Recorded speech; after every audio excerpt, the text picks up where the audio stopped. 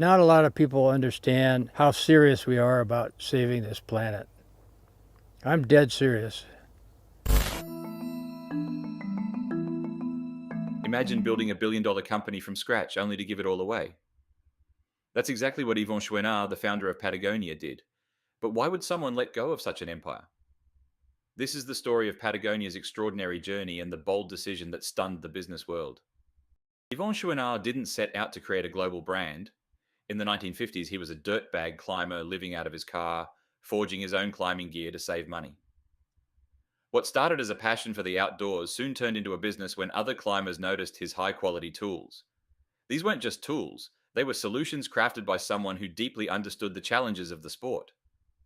Over time, his reputation grew, and with it, the demand for his equipment. By 1973, Yvon officially founded Patagonia, naming it after the untamed region of South America that symbolized adventure and pristine wilderness. The company wasn't just about selling products, it was about selling a vision where the love for the environment wasn't just a value, but the core of everything they did. The mission statement of my company is make the best quality product and cause no unnecessary harm. Quality is not something you can do piecemeal. From its inception, Patagonia set itself apart. While competitors focused on volume and profit, Yvon was thinking about impact. In the 1980s, he realized that the very activities his customers loved, like climbing and hiking, were contributing to environmental degradation. His response changed the way Patagonia did business. One of his first major moves was committing 1% of the company's sales to environmental causes. This pledge became known as 1% for the planet, and it was revolutionary. Most companies viewed philanthropy as an afterthought. Patagonia made it a cornerstone. Over the years, this commitment has resulted in more than $140 million donated to grassroots environmental groups. Through our environmental assessment, we attempt to do less damage. We also take, as the President said, 1% of our sales and use it to safeguard and restore the natural environment. But Yvon didn't stop there. In the early 1990s, he discovered the environmental damage caused by conventional cotton farming. Most companies would have ignored it. After all, organic cotton was expensive and hard to source. Patagonia did the opposite. They invested heavily in transitioning their entire cotton line to organic, setting a precedent for the industry. It wasn't just a business decision, it was a moral one. Through the years, Patagonia continued to push boundaries. They launched the Worn Wear program to encourage customers to repair and reuse their gear instead of buying new items. They ran ads like, "Don't buy this jacket," challenging the culture of overconsumption. They even sued the US government in 2017 to protect national monuments from being downsized. Patagonia had become more than a brand, it was a movement. Customers weren't just buying clothes, they were buying into a set of values. The company proved that a business could be both profitable and principled, thriving while challenging the status quo. By 2022, Patagonia was generating over $1 billion annually. While its product lines of outdoor apparel and gear drove the majority of sales, the company's brand loyalty and environmental activism contributed to its immense growth. Patagonia consistently reinvested its earnings into innovation, developing durable, environmentally friendly materials, and experimenting with sustainable supply chain practices. The company's margins were notably robust for the apparel industry. Analysts estimated Patagonia's gross margins ranged between 50 to 55%, thanks to its direct-to-consumer model and premium pricing. Customers were willing to pay a premium because they trusted the brand's quality and mission. This loyalty allowed Patagonia to avoid the discount wars that plagued other retailers. Despite its profitability, Patagonia didn't follow the typical corporate script of chasing endless growth. Yvon Chouinard famously rejected the idea of growth for growth's sake, insisting that the company's purpose was not to maximize shareholder returns, but to protect the planet. Natural environment. Our customers appreciate our efforts, and all of us feel a little less helpless in trying to leave a habitable earth for our children and other wild things. Still, Patagonia's financial discipline ensured it was never over-leveraged, operating with minimal debt and a strong cash position.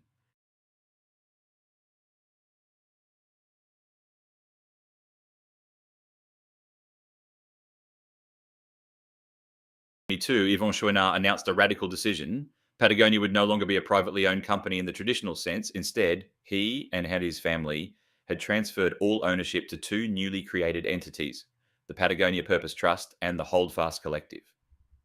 The Patagonia Purpose Trust now holds all the voting stock of the company, about 2% of the total shares.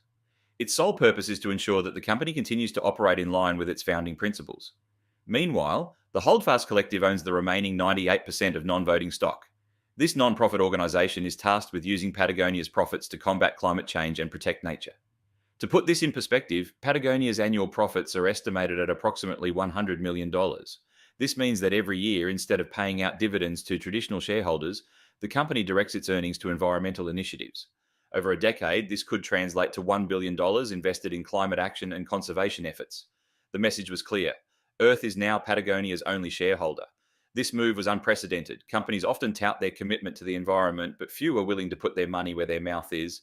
By transferring ownership, Yvon ensured that Patagonia's profits would be reinvested into saving the planet rather than lining shareholders' pockets. It wasn't a spur-of-the-moment decision. The Chouinard family had considered many options, including going public or selling the company. But each path posed risks to Patagonia's mission.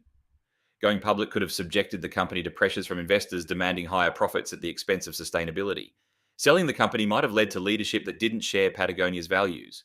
Instead, Yvon chose a path that no one expected.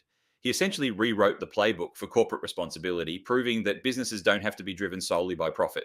For him, this wasn't just about preserving Patagonia's legacy, it was about demonstrating what's possible when a company puts purpose above all else. The decision wasn't without its challenges.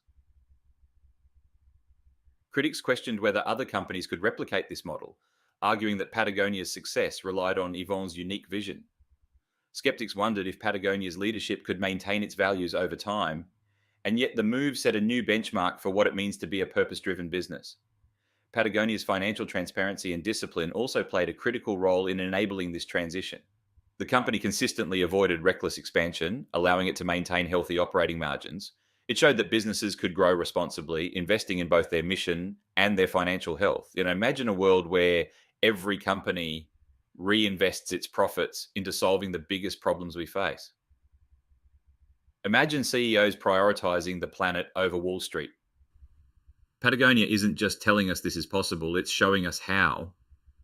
This story isn't just about Patagonia or Yvon Chouinard. It's about reimagining the role of business in society. Can a company truly serve the planet while remaining profitable? Patagonia's bold experiment may hold the answer. By giving away his company, Yvon Chouinard has done more than make headlines. He's sparked a conversation about what's possible in the world of business, and as Patagonia continues its mission, it challenges all of us, customers, companies, and leaders alike, to think differently about what it means to leave a lasting impact. Do you think this kind of corporate model can change the world? Let us know your thoughts in the comments.